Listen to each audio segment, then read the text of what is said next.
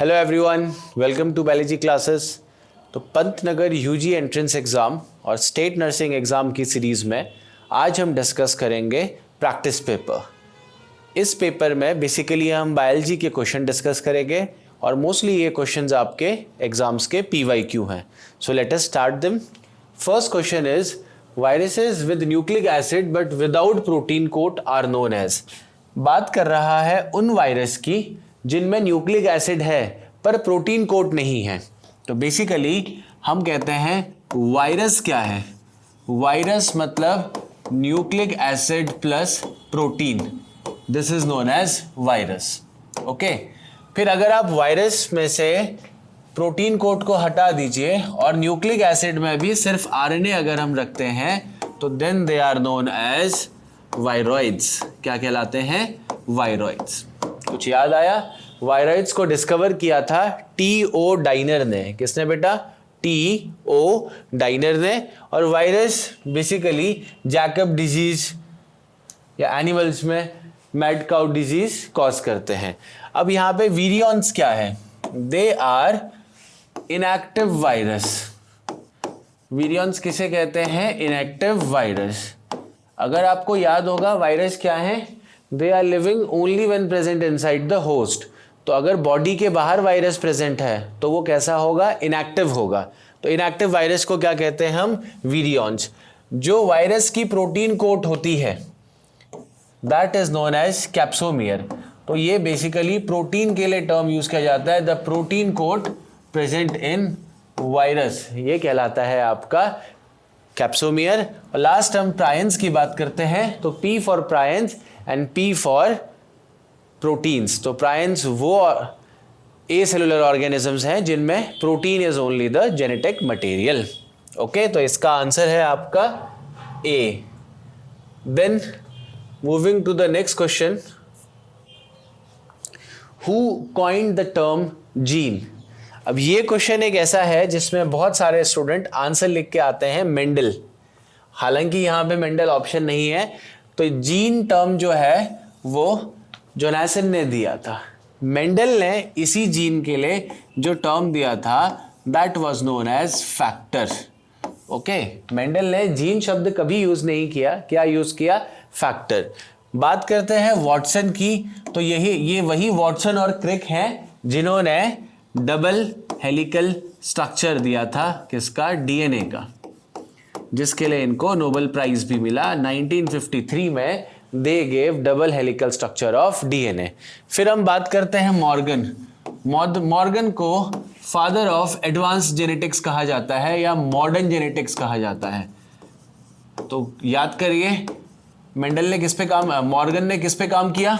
Morgan ने काम किया था फ्रूट फ्लाई में, ड्रोसोफिला मेलेनोगेस्टर। और इन्होंने कौन सी थियरी प्रपोज करी थी? इन्होंने प्रपोज करी थी theory of linkage. Okay, Williamson का जो काम है वो एक जेनेटिक डिसऑर्डर में है जिसे हम कहते हैं सिस्टिक फाइब्रोसिस। इन्होंने इस डिजीज के ऊपर अपनी रिसर्च करी थी। ओके, तो इसका आंसर है आपका A, दैट इज जोनासन। फिर आते हैं एड्स वायरस कंटेन। अब एड्स वायरस में क्या प्रेजेंट होता है बेटा? तो हम बात करते हैं वायरस की। जब वायरस की बात करते हैं तो वायरस में जेनेटिक मटेरियल DNA और क्या होगा?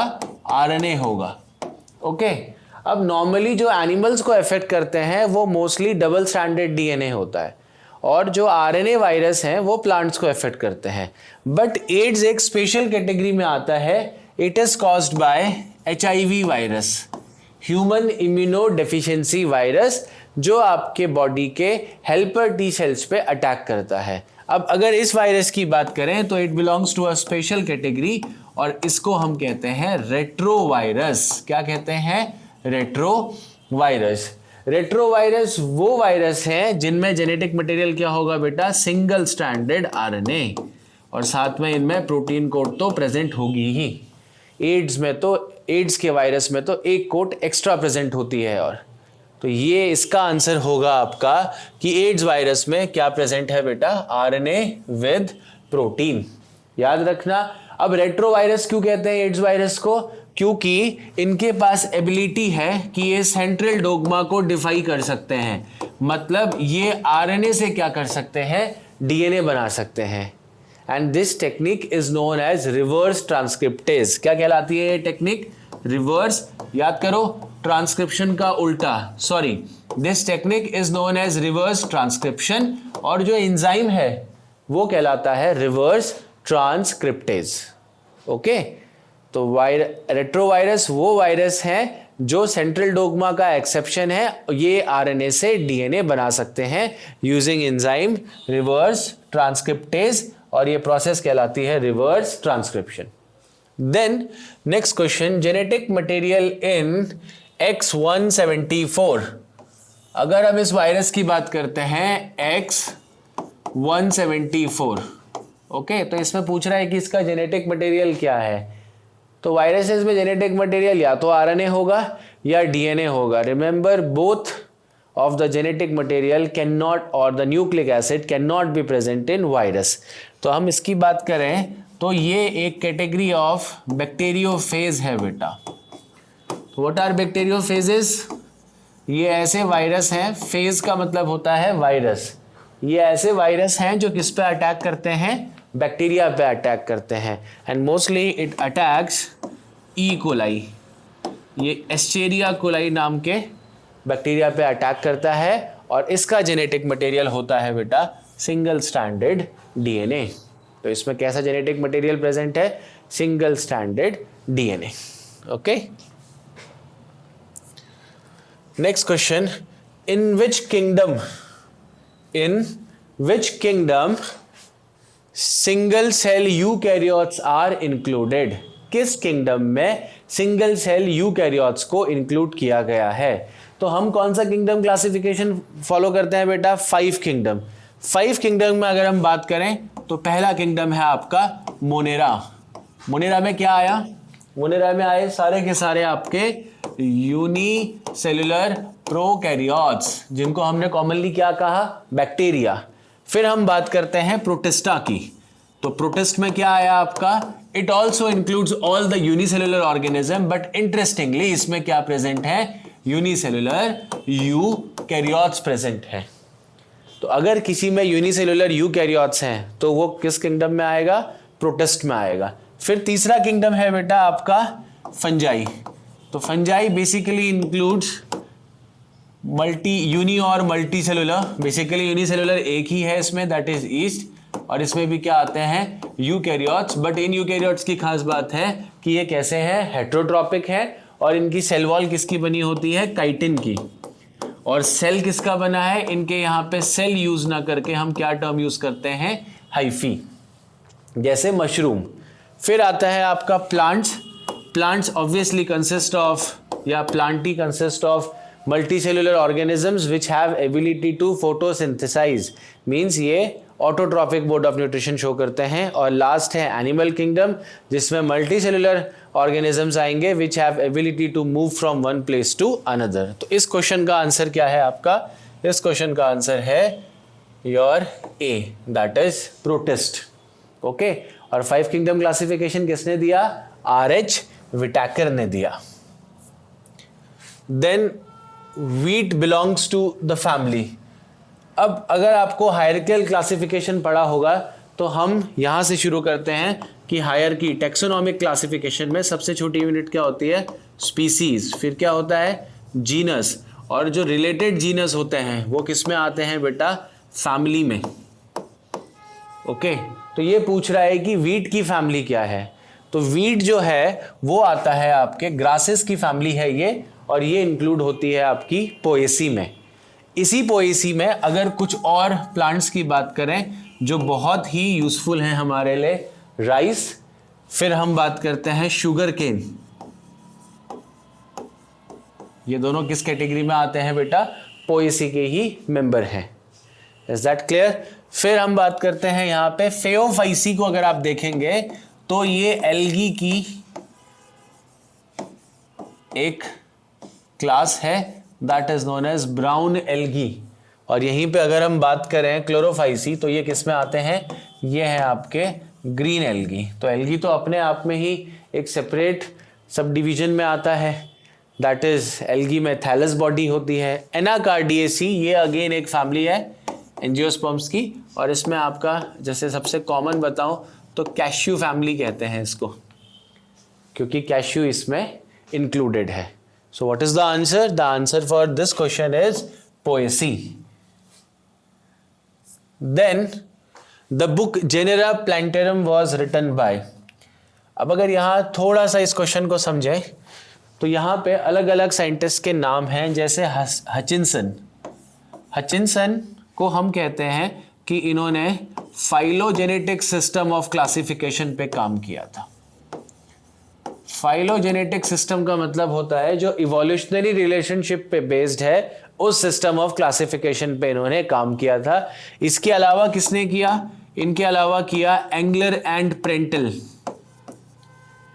इन्होंने भी फाइलोजेनेटिक सिस्टम पे काम किया। फिर एक और थे तख्तजान, इन सब ने मिलके किस पे काम किया बेटा? Phylogenetic system of classification.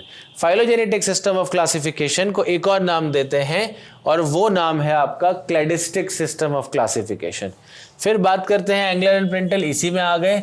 अब यहां पे क्वेश्चन बेस्ड है बुक के ऊपर, तो बेंथम एंड हुकर ने नेचुरल सिस्टम ऑफ क्लासिफिकेशन दिया था। बेंथम एंड हुकर ने कैसा दिया बेटा? Natural system of classification.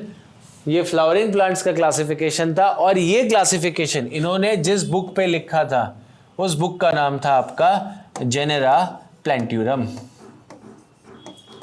इस बुक को कहते थे Genera Plantarum. Is that clear? तो इसका आंसर क्या है? इसका आंसर है आपका बेंथम एंड हुकर।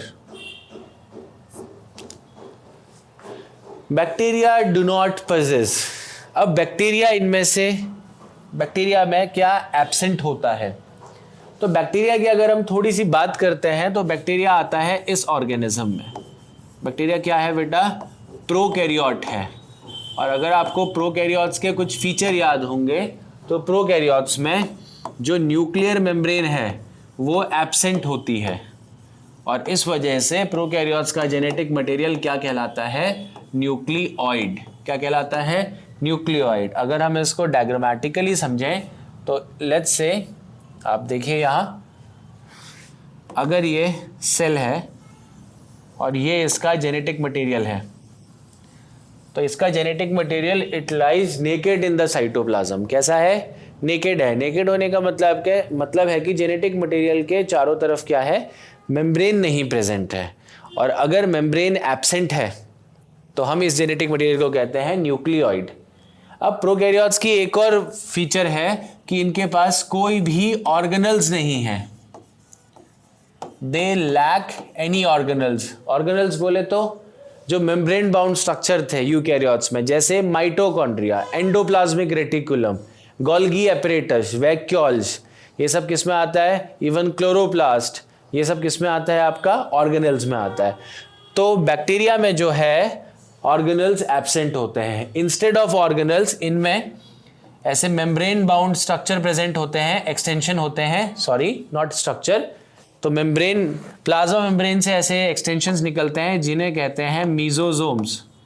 ये मीजोजोम्स हेल्प करते हैं आपका डीएनए के डिवीजन में, एनर्जी प्रोडक्शन में। ओके, तो इसीलिए हम कहते हैं कि यहाँ पे आपके ऑर्गेनल्स एब्सेंट है। बैक्टीरिया में एक ही ऑर्गेनल है जो आपका यूकैरियोट से मैच करता है, and that organelle is known as ribosome. क्या कहलाता है बेटा वो ऑर्गेनल? राइबोसोम। और बैक्टीरिया का जो राइबोसोम है वो भी कैसा होता है? 70S होता है, जबकि यूकैरियोट्स का कैसा होता है? 80S। तो अब इस क्वेश्चन को समझते हैं। Bacteria do not possess. Capsule bacteria में होता है। कैप्सूल क्या है? जो बैक्टीरिया की सेल वॉल है, ओके, इसके बाहर अगर पेप्टाइडोग्लाइकन की लेयर होती है तो उसे कैप्सूल कहा जाता है। अगर मोटी लेयर है तो कैप्सूल, और अगर पतली लेयर है तो उसे कहते हैं ग्लाइकोकैलिक्स। ओके, देन राइबोसोम हमने अभी डिस्कस किया, ये बैक्टीरिया में प्रेजेंट होता है। प्लाज्मा मेम्ब्रेन, ऑब्वियसली बैक्टीरिया एक लिविंग सेल है तो प्लाज्मा मेम्ब्रेन उसका फीचर है। तो बैक्टीरिया में क्या नहीं प्रेजेंट है? Bacteria lacks mitochondria. बैक्टीरिया में माइटोकॉन्ड्रिया नहीं होता है। Then next question, classification for flowering plants was given by. वैसे तो क्लासिफिकेशन जो फ्लावरिंग प्लांट्स का है वो बहुत लोगों ने दिया, जैसे कि आपके कार्ल लिनियस ने दिया आपका आर्टिफिशियल सिस्टम ऑफ क्लासिफिकेशन। तो इनके द्वारा दिया गया सिस्टम क्या कहलाया? आर्टिफिशियल सिस्टम ऑफ क्लासिफिकेशन, जो कुछ ही ऑब्जर्वेबल कैरेक्टर्स पे बेस्ड था। मींस कुछ ही कैरेक्टर पे बेस्ड था, इसीलिए जैसे पोजीशन ऑफ एंड्रोशियम, इसीलिए इसको सेक्सुअल सिस्टम भी कहा गया। फिर जो दूसरा क्लासिफिकेशन था वो दिया गया नेचुरल सिस्टम ऑफ क्लासिफिकेशन, जो बहुत वाइडली एक्सेप्टेड रहा। तो नेचुरल सिस्टम जो था वो दिया गया आपका बेंथम एंड हुकर के द्वारा। किसके द्वारा बेटा?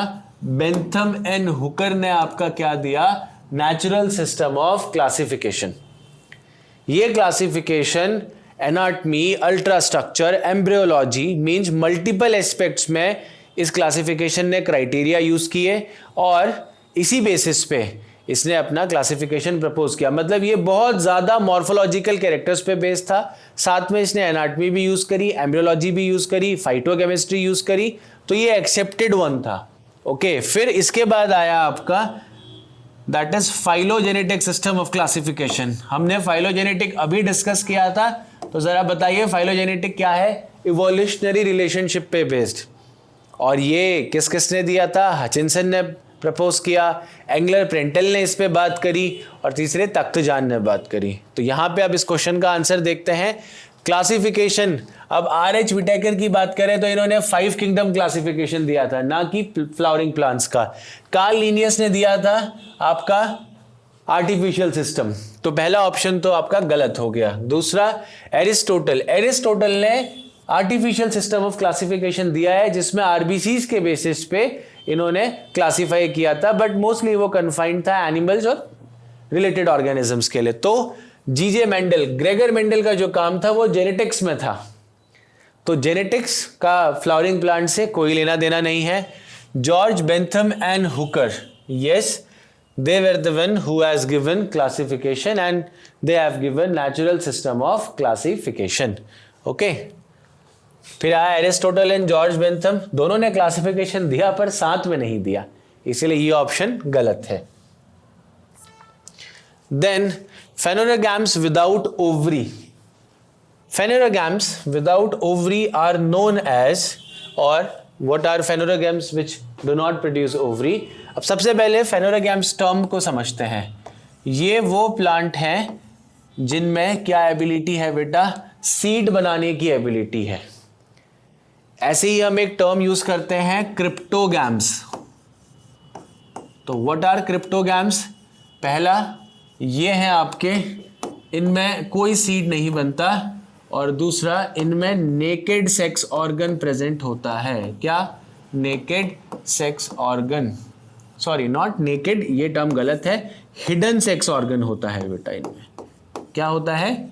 हिडन सेक्स ऑर्गन प्रेजेंट होते हैं इनमें।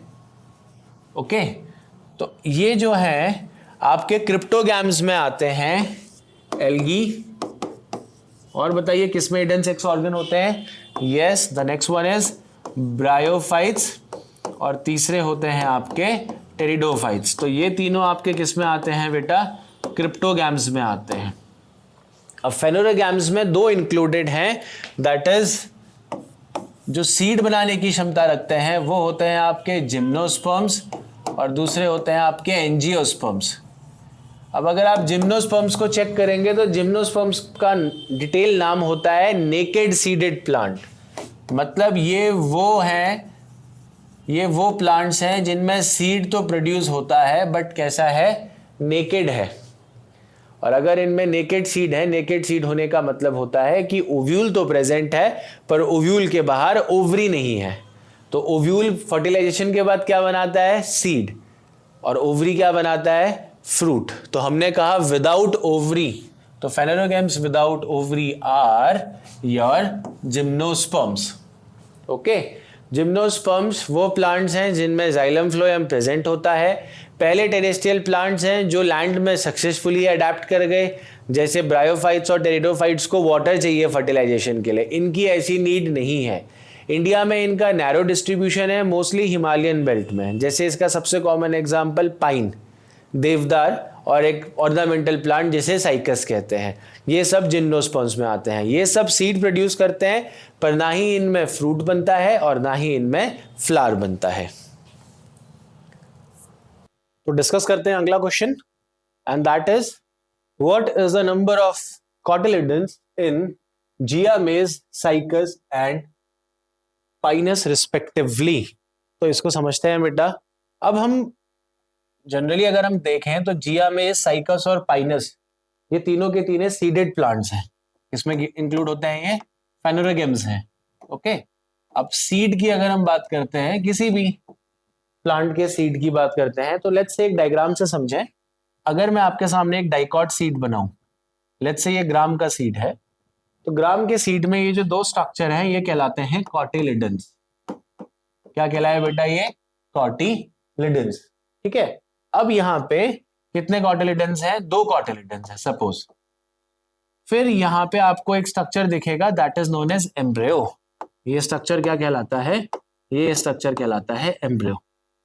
एम्ब्रियो की अगर हम बात करें तो जो एम्ब्रियो का टिप पोर्शन है ये कहलाता है प्लीम्यूल और ये कहलाता है रेडिकल। तो जब भी कोई सीड जर्मिनेट करता है तो बेसिकली क्या होगा, जब आप सीड को सॉइल के अंदर डालेंगे तो रेडिकल से क्या बनेगा? रूट बनेगा, और प्रीम्यूल से क्या बनेगा? आगे चल के शूट बनेगा। तो ये रूट और शूट बनाने के लिए इसको एनर्जी तो चाहिए कहीं से, तो इसको सेल डिवाइड करने के लिए तो एनर्जी चाहिए, बहुत सारा काम करना है। तो उस समय जब ये जर्मिनेट करेगा, कब तक? जब तक ये थोड़ी रूट और फर्स्ट लीफ ना बना दे, तब तक इसके जितनी भी न्यूट्रिशनल रिक्वायरमेंट होती हैं, जितनी भी एनर्जी की रिक्वायरमेंट होती हैं, सब की सब कौन प्रोवाइड कराएगा? सब के सब प्रोवाइड कराएंगे आपके कॉटिलिडन। तो कॉटिलिडन का सबसे पहला काम है क्या? न्यूट्रिशन देना। अब अगर हम बात करें तो जनरली एंजियोस्पर्म्स की बात करें तो उसमें 2 कैटेगरी में प्लांट्स को बांटा गया है, डाइकॉट और मोनोकॉट। जैसे ये एग्जांपल है डाइकॉट का, फॉर एग्जांपल ग्राम, चने की हम बात कर रहे हैं, मटर की बात कर लीजिए, मूंगफली की बात कर लीजिए, सब में क्या है बेटा? डाइकॉटिलिडनस है। कितने कॉटिलिडन है? 2 कॉटिलिडन है। बट अगर हम बात करें वीट की या मेज की, तो उनमें कितना कॉटिलिडन है? उनमें 1 कॉटिलिडन होता है, तो उन्हें कहते हैं मोनोकॉट। ओके, अब यहां पे अगर हम देखें तो जिया मेज जो है ये मोनोकॉट है, और पाइन और साइकस जो हैं ये आपके जिम्नोस्पर्म्स हैं। क्या है? जिम्नोस्पर्म्स। तो जिम्नोस्पर्म्स में टेक्निकली कितने कॉटिलिडन होते हैं? 2 कॉटिलिडन होते हैं। ओके, बट अगर हम पाइनस का केस देखते हैं तो पाइनस में ऐसा देखा गया है कि एक ही सीड के अंदर 7 से 8 कॉटिलिडन दिखते हैं। तो अगर हम उसके हिसाब से ऑप्शन पे जाएं तो जिया मेज में कितने कॉटिलिडन हैं? 1, साइकस में कितने हैं? 2, और पाइनस में कितने हो गए? मेनी। तो the answer is 1, 2 and many. Is that clear? Then आगे बढ़ते हैं अगले क्वेश्चन पे। अगले क्वेश्चन को डिस्कस करते हैं, and the question is gills of mushroom are meant for. तो जो मशरूम के जो गिल्स हैं वो किस काम आते हैं? तो मशरूम आप सबने ही कंज्यूम किया होगा। मशरूम एक बहुत ही अच्छा सोर्स ऑफ प्रोटीन माना जाता है। Technically it comes under basidiomycetes of fungi. Mushroom के स्ट्रक्चर की हम बात करें तो जो मशरूम का स्ट्रक्चर आपको सॉइल के ऊपर दिखता है इसे कहते हैं स्टॉक। इस स्टॉक के ऊपर आपको एक ऐसे अम्ब्रेला शेप स्ट्रक्चर दिखेगा that is known as cap. अगर इस कैप के अंदर जाएं हम तो कैप के नीचे की तरफ को अगर आप देखेंगे तो आपको यहां पे ऐसे गिल्स जैसे स्ट्रक्चर दिखेंगे। इसको अगर मैं सर्कुलर फॉर्म में समझाऊं, ये अगर इंटरनल नीचे की तरफ का पार्ट है तो आपको यहां पे ऐसे स्ट्रक्चर दिखेंगे।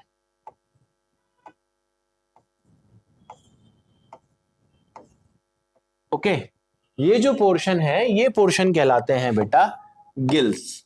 क्या कहलाते हैं? गिल्स। अब अगर हम गिल्स के अंदर थोड़ा सा झांके तो गिल्स के अंदर हमें ऐसा दिखता है कि गिल्स के अंदर आपको ऐसे बेसिडिया दिखेगा, और इसके ऊपर मियोसिस के थ्रू क्या बनेंगे, स्पोर्स बनेंगे, जिनको हम कहते हैं बेसिडियो स्पोर्स। तो अगर इसको डायग्रामेटिकली समझे तो आप इसको अगर नोटिस करेंगे तो इसके ऊपर आपको ऐसे क्या दिखेंगे, आपको यहाँ पे ऐसे स्पोर्स बन के दिखेंगे। तो बेसिडियोमाइसीटीज में एक खासियत भी है कि इनमें जो बेसिडियो स्पोर्स होते हैं वो एक्सोजीनियसली प्रोड्यूस होते हैं। कैसे प्रोड्यूस होते हैं, एक्सोजीनियसली। तो टेक्निकली गिल्स का काम क्या है, गिल्स किस में हेल्प कर रहा है? पहला है रिप्रोडक्शन, यस, क्योंकि गिल्स स्पोर बना रहा है और यही स्पोर आगे चल के जर्मिनेट करके क्या बनाएंगे, आपके माइसीलियम या वेजिटेटिव हाइफी को बनाएंगे। ओके, मतलब जो उसका थैलस है उसको बनाएंगे। अगर मैं मशरूम की बात करूं तो ये इसकी फ्रूटिंग बॉडी होती है, इसका जो मेन थैलस होता है वो अंडरग्राउंड होता है। ओके, देन रेस्पिरेशन नहीं, गिल्स का कोई रोल नहीं है रेस्पिरेशन में, वो एनिमल्स में होता है। और एसिमिलेशन नहीं, और अगला है न्यूट्रिशन, नो। तो gills are basically meant for which purpose बेटा, they are meant for reproduction. Then अगला क्वेश्चन है आपका, इन साइकस डिप्लोजाइलिक कंडीशन। अब ये डिप्लोजाइलिक कंडीशन क्या है, नाम से तोड़ो तुमको डिप्लो का मतलब दिखेगा दो और जाइलिक का मतलब दिखेगा जाइलम।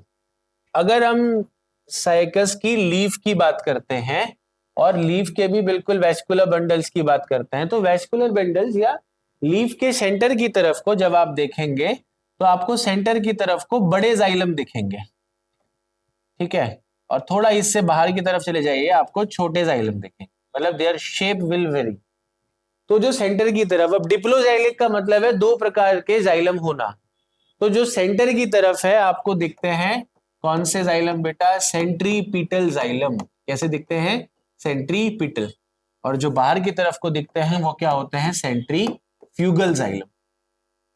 दो प्रकार के जाइलम पाए जाते हैं। सेंट्रीपिटल जो होते हैं उनमें वेसल्स का साइज बड़ा होता है, सेंट्रीफ्यूगल में छोटा होता है। ओके, तो दो प्रकार के जाइलम पाए जाते हैं, इसलिए हमने इसको क्या कहा, डिप्लोजाइलिक कंडीशन कही।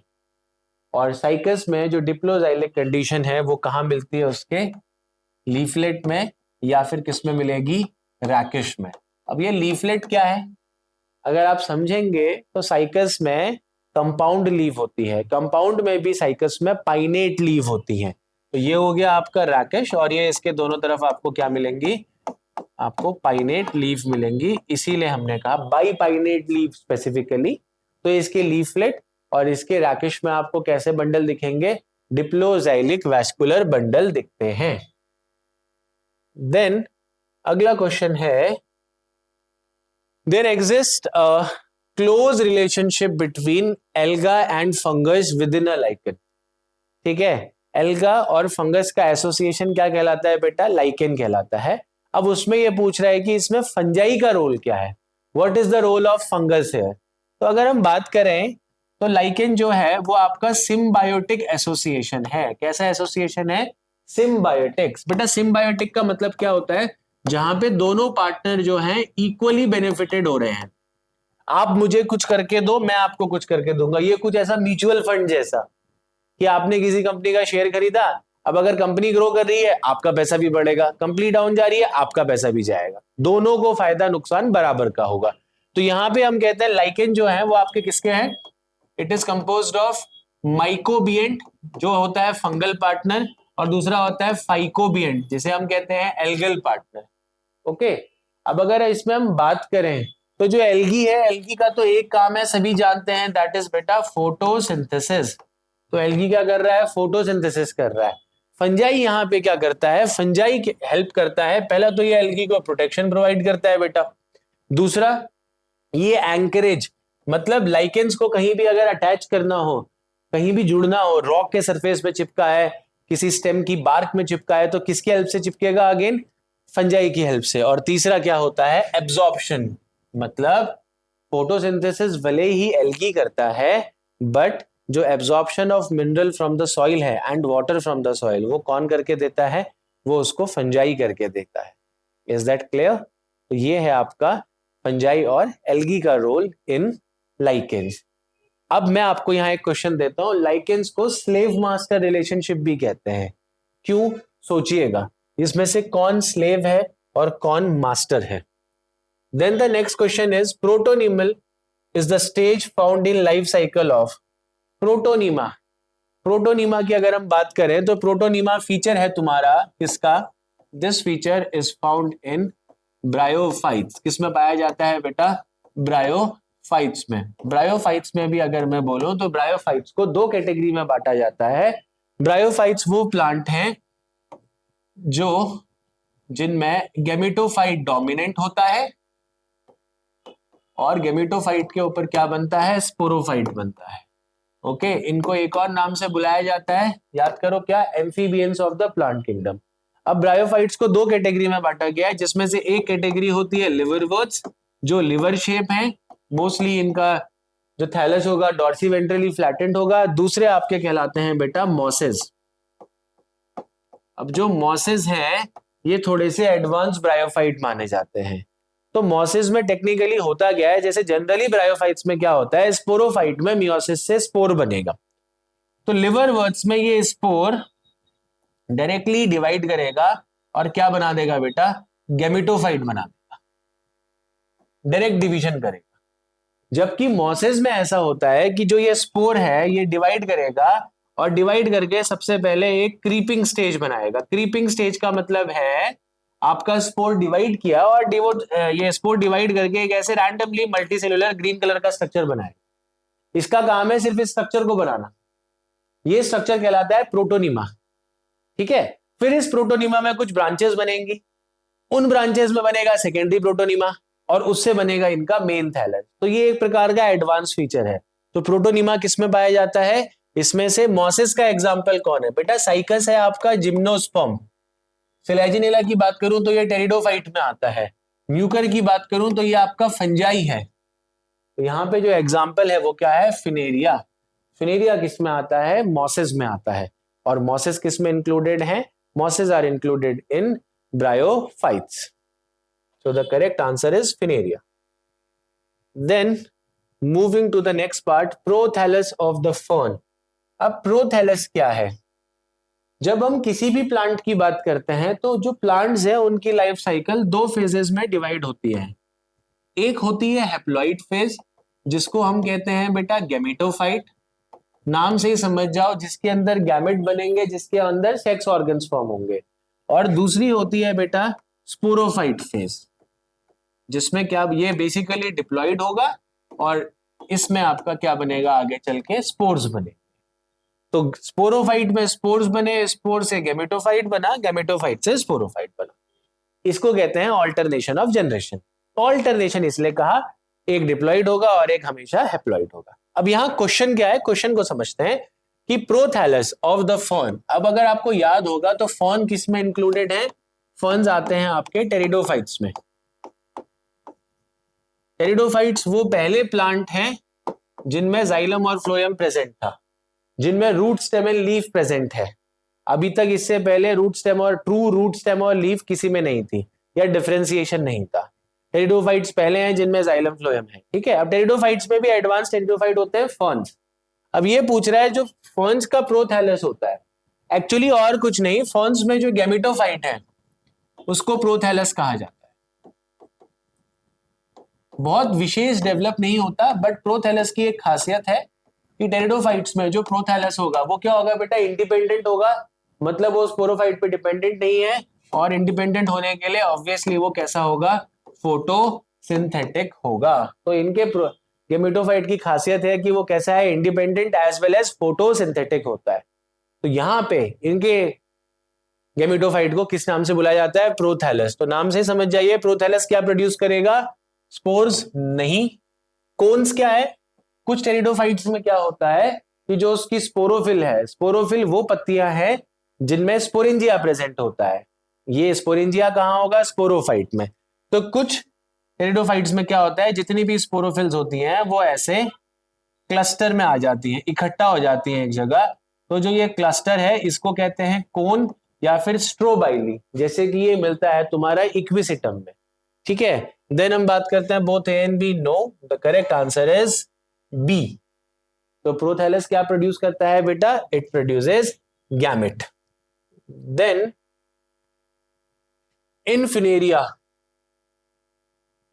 ओके, अब फिनेरिया के ऊपर क्वेश्चन है और ये कह रहा है कि फिनेरिया में जो डिस्पर्जल ऑफ स्पोर होता है, अगर हम फिनेरिया की बात करें तो ये फिनेरिया का बेटा फिनेरिया ब्रायोफाइट्स में आता है और ब्रायोफाइट्स का जो डोमिनेंट बॉडी है वो गैमेटोफाइट होगी। मतलब जो ये स्ट्रक्चर बना रहा हूं मैं, क्योंकि ब्रायोफाइट्स में रूट तो नहीं होती, रूट की जगह क्या होता है, राइजोइड होता है। सेम वही काम करेगा जो रूट करती है। फिर थोड़ा सा डेवलप है तो हम इसको कहेंगे मेन एक्सिस। क्या है ये, मेन एक्सिस। और ऊपर कहेंगे तो इसमें क्या प्रेजेंट होते हैं, ऐसे लीफ लाइक स्ट्रक्चर। अब इन्हीं लीफ लाइक स्ट्रक्चर में इनके सेक्स ऑर्गन्स हिडन होते हैं, इसी में फर्टिलाइजेशन होगा, फर्टिलाइजेशन से जाइगोट बनेगा। ब्रायोफाइट्स में जाइगोट से एम्ब्रियो भी बनता है। फिर ये एम्ब्रियो डिवाइड करके क्या बनाएगा बेटा, ये एम्ब्रियो डिवाइड करके बनाएगा स्पोरोफाइट। क्या बनाएगा, स्पोरोफाइट। तो जो ये स्ट्रक्चर दिख रहा है आपको, ये स्ट्रक्चर क्या कहलाता है, स्पोरोफाइट कहलाता है। अब जरा सा स्पोरोफाइट के बारे में समझिए। जो स्पोरोफाइट होगा वो कैसा होगा, स्पोरोफाइट इज बेसिकली डिप्लॉइड। अब स्पोरोफाइट 3 पार्ट में डिवाइडेड होता है। वो हिस्सा जहां से वो किससे जुड़ा है, गेमेटोफाइट से अटैच है, दैट इज फुट। फिर ये स्टॉक जैसा जिसको हम कहते हैं सीटा, और सबसे ऊपर जो स्वलन पार्ट होता है जिसको हम कहते हैं कैप्सूल। तो ब्रायोफाइट का स्पोरोफाइट किस में डिवाइडेड है, फुट, सीटा और कैप्सूल। अगर थोड़ा सा हम कैप्सूल को देखें तो कैप्सूल के टिप में यहाँ पे एक ढक्कन जैसा स्ट्रक्चर होता है जिसे हम कहते हैं ऑपरक्यूलम। क्या कहते हैं, ऑपरक्यूलम। जाहिर सी बात है ये ढक्कन खुलेगा और इसकी वजह से कैप्सूल में से स्पोर्स रिलीज होंगे।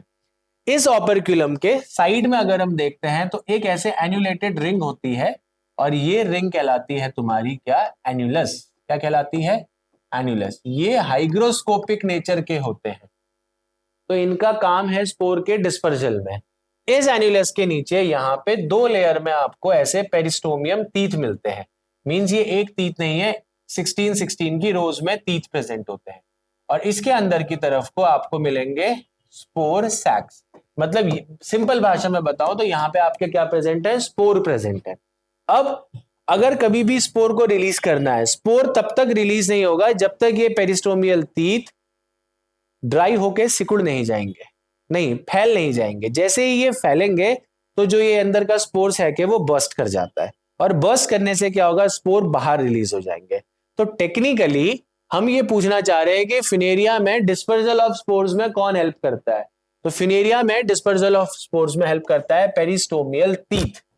ओके, एन्यूलस का भी रोल है, पर एन्यूलस तुम्हारे इसके खुलने में हेल्प करता है कैप्सूल के, पर स्पोर के डिस्पर्सल में हेल्प नहीं करता। फिर हम बात करते हैं ऑपरक्यूलम। ऑपरक्यूलम तो ये ओपनिंग हो गई। कैलिप्ट्रा, कैलिप्ट्रा स्टेराइल सेल्स होते हैं, इनका स्पोर डिस्पर्सल से कोई रिलेशन नहीं है।